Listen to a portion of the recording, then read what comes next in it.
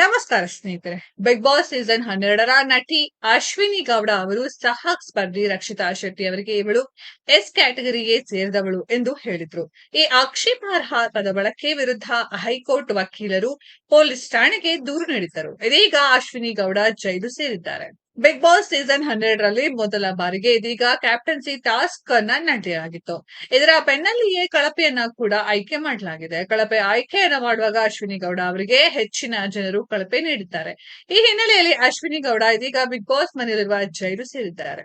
ಈ ಬಗ್ಗೆ colours Kannada ವಾಹಿನಿಯಿಂದ promo ಬಿಡುಗಡೆ ಮಾಡಲಾಗಿದ್ದು, ಇದರಲ್ಲಿ ಮ್ಯೂಟನ್ ರಘು ಅವರು ಕಳಪೆ ಅಂತ ಬಂದಾಗ ನಾನು ಅಶ್ವಿನಿ ಮೇಡಮ್ ಅವರಿಗೆ ಕಳಪೆ ಕೊಡುವುದಾಗಿ ಘೋಷಣೆ ಮಾಡ್ತಾರೆ. ಇದಕ್ಕೆ ಚಪ್ಪಾಳೆ ತಟ್ಟಿ ಸಿಟ್ಟಿನಿಂದಲೇ ಗುರಾಯಿಸಿ ನೋಡಿದ ಅಶ್ವಿನಿ ಗೌಡ ಅವರು ಥ್ಯಾಂಕ್ ಯು ಎಂದು ಎದ್ದು ಹೊರಡುತ್ತಾರೆ.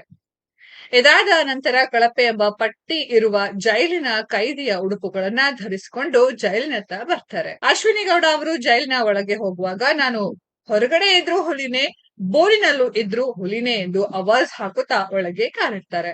ಆಗ ರಘು ಅವರು ಜೈಲಿನ ಬೀಗವನ್ನ ತೆರೆದು ಅಶ್ವಿನಿ ಗೌಡ ಅವರನ್ನ ಜೈಲಿನೊಳಗೆ ಕೂಡಿ ಹಾಕಿ ಬೀಗ ಹಾಕ್ತಾರೆ. ಅಶ್ವಿನಿ ಅವರ ಹಿಂದೆ ಗಿಲ್ಲಿ ನಟ ಕೂಡ ಜೈಲಿಗೆ ಕಳುಹಿಸುವುದಕ್ಕೆ ಹೋಗ್ತಾರೆ. ಇದರ ಬೆನ್ನಲ್ಲಿಯೇ ಅಶ್ವಿನಿ ಗೌಡ ಅವರು ಮ್ಯೂಟನ್ ರಘುಗೆ ನಾನು ರೆಸ್ಟ್ ರೂಮ್ಗೆ ಹೋಗ್ಬೇಕು, ಬಾಗಿಲು ತೆಗೀರಿ ಎಂದು ಹೇಳ್ತಾರೆ. ಇದಕ್ಕೆ ವಿಳಂಬ ಮಾಡಿದಾಗ ಅಶ್ವಿನಿ ಗೌಡ ಅವರು ಜೈಲಿನ ಸರಳುಗಳಿಂದಲೇ ತೂರಿಕೊಂಡು ಹೊರಬರ್ತಾರೆ.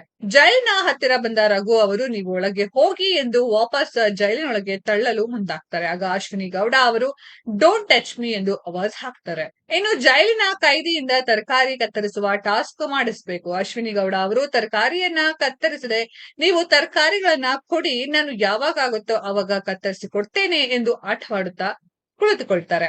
ಆಗ ರಕ್ಷಿತಾ ಶೆಟ್ಟಿ ಈಗಲೇ ತರಕಾರಿ ಕತ್ತರಿಸಿ ಕೊಡಿ ಎಂದು ಕೇಳಿದರೆ ಅವರು ತರಕಾರಿ ಕಟ್ ಮಾಡಿ ಕೊಡಲು ಹೇಳಿದ್ದಾರೆ, ಇವಾಗ್ಲೇ ಕಟ್ ಮಾಡಿ ಕೊಡು ಅಂತ ಹೇಳಿದ್ದಾರಾ ಎಂದು ಪ್ರಶ್ನೆ ಮಾಡ್ತಾರೆ.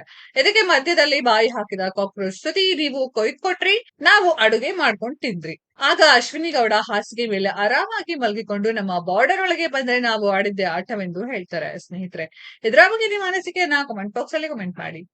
ಈ ವಿಡಿಯೋ ಇಷ್ಟ ಆಗಿದ್ರೆ ಲೈಕ್ ಮಾಡಿ, ಶೇರ್ ಮಾಡಿ, ಚಾನೆಲ್ ನ ಸಬ್ಸ್ಕ್ರೈಬ್ ಮಾಡಿ, ಪಕ್ಕದಲ್ಲಿ ಇರೋ ಬೆಲ್ ಐಕಾನ್ ನ ಹಿಟ್ ಮಾಡಿ. ಮುಂದಿನ ವಿಡಿಯೋದಲ್ಲಿ ಭೇಟಿಯಾಗೋಣ. ಧನ್ಯವಾದಗಳು.